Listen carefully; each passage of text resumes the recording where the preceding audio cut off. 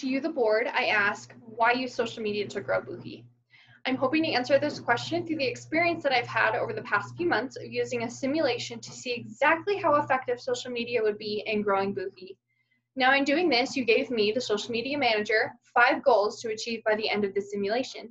These being spending the entirety of my budget and spending it wisely, growing brand awareness, increasing the engagement of our customers, increasing overall sales, and outperforming our peers. I also made goals of my own. I knew I wanted to focus on Instagram and Facebook. The reason for this we will discuss a little later. I also knew that I wanted to promote certain posts that would allow us to reach out to more people, and I set how much I would spend promoting on each platform, which is shown on this slide.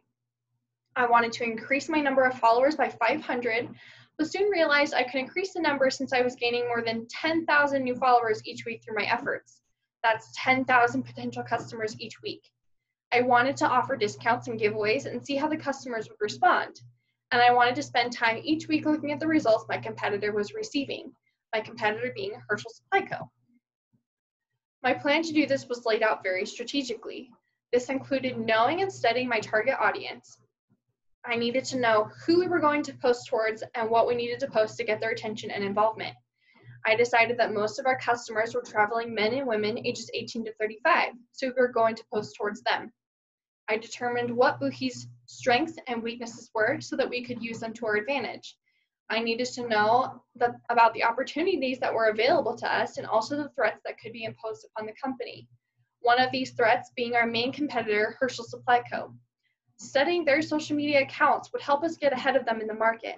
Consistency was also key in keeping the numbers of our results consistent while increasing them as much as I could each week. My strategy became simple at this point. I set out to post towards our target audience by creating content that features people using our bags outdoors, sometimes in exotic locations. I also knew that asking a question at the end of a post would increase the engagement of the viewer. Giving the audience an invitation to visit our website also directed traffic towards where they could buy the bag that we were featuring in the post. In order to increase brand awareness, I promoted a post every day. Even though I was mainly posting towards travelers, I knew that there was an opportunity to increase sales by branching out into our other smaller groups of customers. I decided to post at least once for every smaller category each week and promote it. I found that planning my posts each week allowed my numbers to grow higher than the previous week. If I posted in the moment, then my numbers would decrease. I quickly learned what worked and what didn't. Posting pictures of people outside using the product was the most successful type of content. Promoting posts for each of my audience groups and offering sales each week proved to be very useful in increasing sales. Posting at specific times was critical in the success of the posts. Influencers were tricky. Influencers are individuals on social media that can be used to grow brand awareness by promoting your product on their account. Mega influencers are too expensive and micro influencers didn't get a great enough outreach. I found that using only macro influencers solved both these problems and was successful.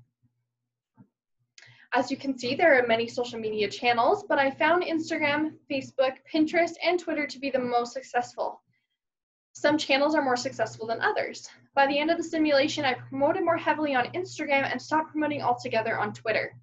Although I still posted on Twitter because it still contributed to the overall success of my numbers. The Taylor Swift crisis was tricky to handle. We needed to act fast in order to minimize the damage being done to the company. We sent out an initial statement on each of our social media channels that explained the situation and our response to it. We stated that we were unaware of what was going on and decided that it was not what we were going to do anymore.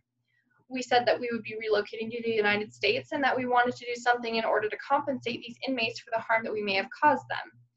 In order to get our customers on board, we decided that we would use #MakeThisRight in each post for a week and said that we would donate 10% to the inmates to give them proper nutritious meals. During the weekend, we increased it to 30%. We invited our customers to participate further by posting a picture of their BUHI bag on their social media using #MakeThisRight, and we would donate an additional 10% with the purchase of a bag.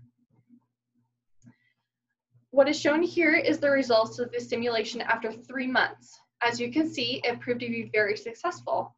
While reaching each of the goals I was given, I managed to make BUHI $1,038,878 in only 3 months with a budget of only $5,000 each week.